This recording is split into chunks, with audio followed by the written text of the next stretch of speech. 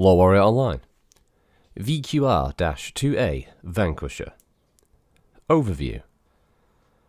When word of Blake, ROM agents arrived on Terra with the plans for Comstar's new and improved C3 computer, Presenter Marshal Saint-Germain deemed getting the new technology into service a high priority.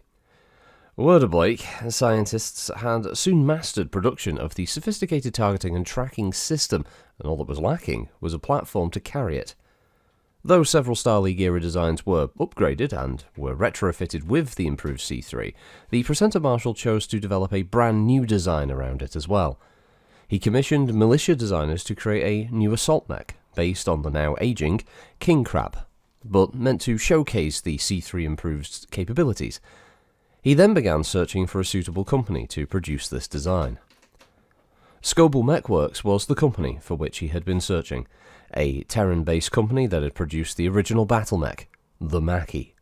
Scoble was now turning out the new Nexus design for the militia, and the Presenter Marshal ordered one of Scoble's ancient factories to be reopened, one that had long been mothballed and thought destroyed. From the very assembly lines that had once produced the venerable Mackie stepped its descendant, the Vanquisher. Capabilities. Though based on the King Crab, the Vanquisher bears only a small resemblance to its predecessor. Despite the leg and hunched-over torso, this mammoth of a mech utilizes long-range weapons to bring down its foe, using targeting information gathered from its faster companions to make a pinpoint assault. The light Gauss rifles and ER large lasers are the Vanquisher's main weaponry, though its 3 ER medium lasers boast impressive range as well, and can be quite dangerous in their own right. The Vanquisher is slow, but it boasts an incredible amount of protection, and not only does it bear almost 20 tons of standard armor, it lacks the dangerous extra-light engine. It's also equipped with case in both side torsos to protect against light Gauss rifle explosion. The new design meets specifications admirably, and is sure to be the basis on which the militia's C3 improved network is built. Deployment. The Vanquisher and its various C3 improved refit mechs have been distributed together to every division of the Word of Blake militia, where they have proven to be quite popular. Perhaps the most spectacular success of this machine was on the world of Epsilon Eridani in late 3066, when raiders attacked the defending quality of Mercy 3. Demi-Presenter Adept 12 Masayuki Hoshi used a level 2, which consists of 2 Vanquishers and 4 Hussars, to hold off an entire company. Though the attackers announced themselves as a new pirate band, the Devil's Brigade, Duke Benton of Eridani immediately denounced the Terran Confederation for their blatant expansionism. Demi-Presenter Hoshi, however, apparently stated that he felt it had been a masquerading unit from the Comguard's 11th Division, attempting to exact revenge for their removal from CAF. Variants. A newly produced version of the Vanquisher replaces the light Gauss rifles, the ER large lasers, and 4 heatsinks for a quartet of Ultra AC-5s and 6 tons of ammunition. Roughly 1 out of every 6 Vanquishers are currently the Ultra AC variant. Woof, what a spud. So this is a mech that has a 100-ton mass. Its chassis is the Hollis Alteration Mark 6. Its power plant is a 300 VLAR. Its cruise speed is 32 and its max speed is 54 kph with no jump capability. Its armor is the Aldis plate with case, and its armament is 2 Corian light Gauss rifles, 2 diverse optics sunbeam extended range large lasers, and 3 diverse optics extended range medium lasers. Manufactured by Scoble Mechworks on Russia, in Terra, of course. Its communication system is the Scoble Wave 6 communications with C3 improved computer, and targeting and tracking is the Falcon 12B Watcher. Stat-wise, this translates into a mech that has a walk of 3 and a run of 5 with no jumps.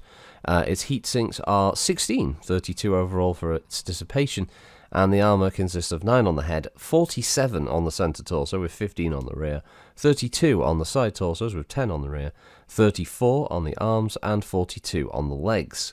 Light Gauss rifles being located obviously in both of the arms with 32 shots each of ammunition. Both of the ammunition is stored in the arms as well, which makes sense because the light Gauss rifles get destroyed, the ammo is inert anyway. The ER large lasers are spread amongst the torsos, as are the medium lasers, left and right torsos respectively. Finally, there is a single ER medium located in the head somewhere in this artwork. to be honest. I'm not 100% sure where the other lasers are. You can see two of them sticking out either side of the cockpit there, but I'm not sure where the other lasers are supposed to be. I'm guessing those two lasers are the ER larges and the mediums are somewhere. I don't know. They're just supposed to be in the side torsos. This is an ugly mech. It's very bad visually. Stat wise, I think this is something of an underperformer. It's basically it's a slab of metal with some long range weaponry, but this is a thing that would not really perform all that well. The light Gauss rifles are obviously they're nice, but they're not doing a particularly great amount of damage with every shot. And yeah, sure, the heat's fine, but it's going to struggle to go over heat anyway with 16 double heat sinks, so it could easily fire both large lasers each turn and have little to worry about. It's just, obviously, it was just a thing where they just wanted their new big bad of the universe to have the final 100-ton mech in the inner sphere side of the book. Trying to make lightning strike twice. Oh, the clans were a big hit. What's our next big villain that will obviously be another really big hit? And when the artwork is coming out and looking like this, let's compare it to like, the fucking the Direwolf and the Massacari and these kind of arts designs for the clan stuff, and then you're looking at what they're pumping out for the Word of Blake. There's no competition really as far as your sort of narrative villains are concerned. It's pretty low effort. I also just think that this is a bad mech. Personally speaking, I think there are better assault mechs out there to do the same job of long range combatant for an assault class. It's just not up there. It's got dumpy feet and all the rest of it. I'd say even if this wasn't a Word of Blake design, it would still be terrible. There's no getting around. Just the art is dreck. I imagine a mini of this thing must have weighed a ton in lead as well. Look how big those legs are. And then the fact that it's not going to be anyone's first choice. I think if you gave that to a player as a reward, they'd be kind of like, oh, how much is it worth? Because you'd definitely be looking at the resale value and picking up something a bit more cool. Even if you were dropping them in tonnage a bit, you'd still be going like, yeah, I got this awesome instead. So yeah, I don't know. It's just a bad one to end on for the Inner Sphere, unfortunately. When you went from something as equally ridiculous as the Fafnir, at least the Fafnir is narratively and construction wise is on point for something for the faction that it's built for.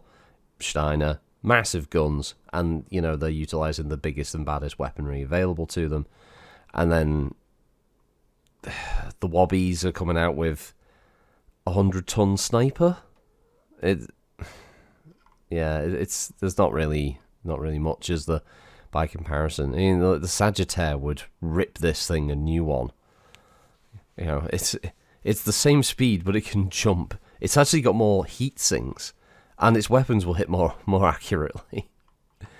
It's just bad. It's just bad overall. It's really terrible.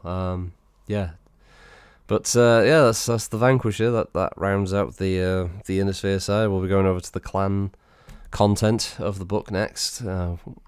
Probably a few bad designs in that list. But we got artwork from Matt Plog, so we got some good stuff to look forward to. No more of this stupid fucking warning tape stuff on every single bleeding battle mech. So yeah, all right. Well, thanks for listening as always. Have a good week, and I'll catch you next time. Bye bye.